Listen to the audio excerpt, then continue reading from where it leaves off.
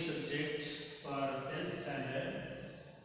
And whereas the previous session we are discussing this lesson 6, sixth lesson, the eyes are not here.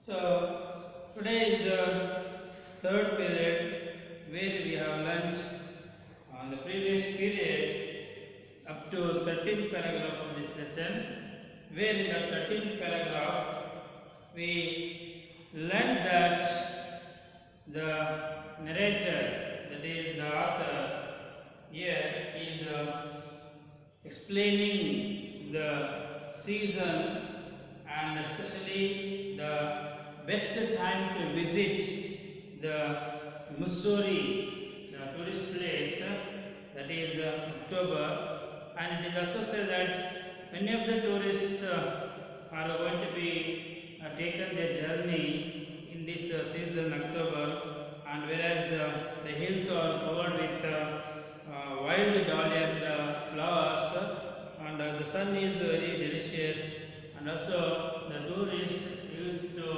sit on night in front of a log fire with the music and all that. He is going to explaining the situation, the beauty of the nature of the Missouri in the October. So let's start and learn the remaining paragraphs in this session, children. Open a textbook and follow the lines. The 14th paragraph. So after listening the explanation, description of Missouri, especially in October, she was silent. The girl, that is the who was blind, she was silent, and I wondered if my words had touched her, or whether she thought me a romantic fool. Then I made a mistake. What's it like? I asked. So after explaining the situation of Missouri in the October season, October month, by listening this explanation, he doesn't expect a reply, that is a reaction from the girl, where she was silent, and this made that narrator to feel some different way, that is as he think that maybe the child, the girl, is going to be thinking of him as a fool, that is romantic fool. So here romantic fool means a stupid person. By the explanation what he is going to give, maybe in his mind something is going that the girl is going to be thinking like a stupid person regarding to him, and highly that is emotional, that is like that. Then I made a mistake. What is it like asked? So when she doesn't reply to the words of the narrator, thinking that maybe the girl is thinking as a stupid person, so to break the silence of the girl, the author question, that is what's it like? So the question. So for this question, she seemed to find nothing strange in the question. Had she noticed already that I could not see, but her next question removed my doubts.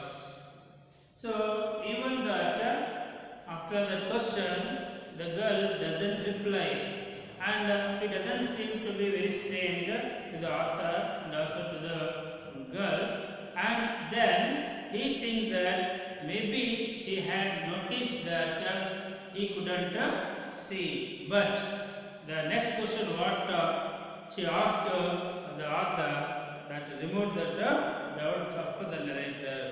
Why don't you look out of the window? She asked. So instead of answering the question asked by the narrator, she said, why don't you look out of the window? So she said, why are you not looking outside? Why don't you look out of the window? Then this question by the girl makes the author to feel that the girl doesn't recognize him as he was a blind. Okay, children. So I moved easily along the berth and felt for the window ledge. So when this was questioned and said by the girl, the author, that is I mean the narrator, the author, moved easily along the berth. Berth means seat where he has sat and felt for the window ledge. Window ledge means hollow shelf below the window. We are going to see shelves near that of the window edges. So she used to feel by touching the window's edges. The window was open. So after identifying, recognizing that the window ledge, the narrator got to know that the window was open, and I faced it, and he is going to see outside the window, facing towards the window, making a pretense. He was just going to making a pretense of studying the landscape. He acted in a way that he was able to visible outside the window, and the landscape, that is the area that can be seen through the window.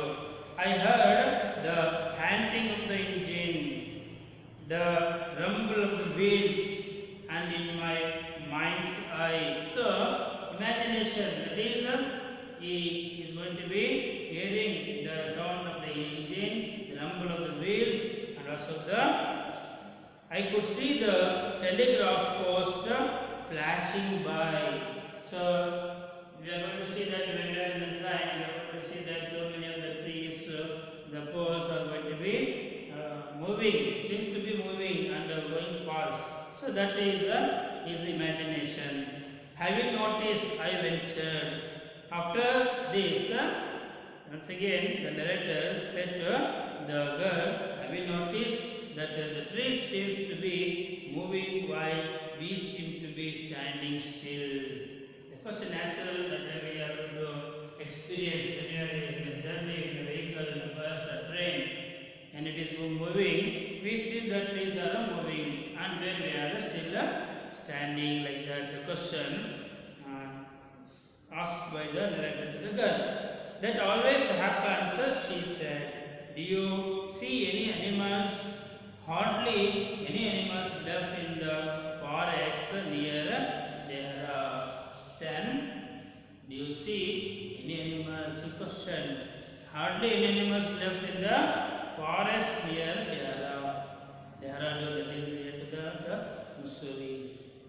I turned from the window and faced the girl, and for a while we sat in silence.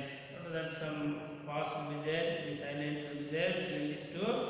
You have an interesting face, I remarked. After some period, some time, the silence will be broken by the narrator saying, remarking to the girl that you have an interesting face.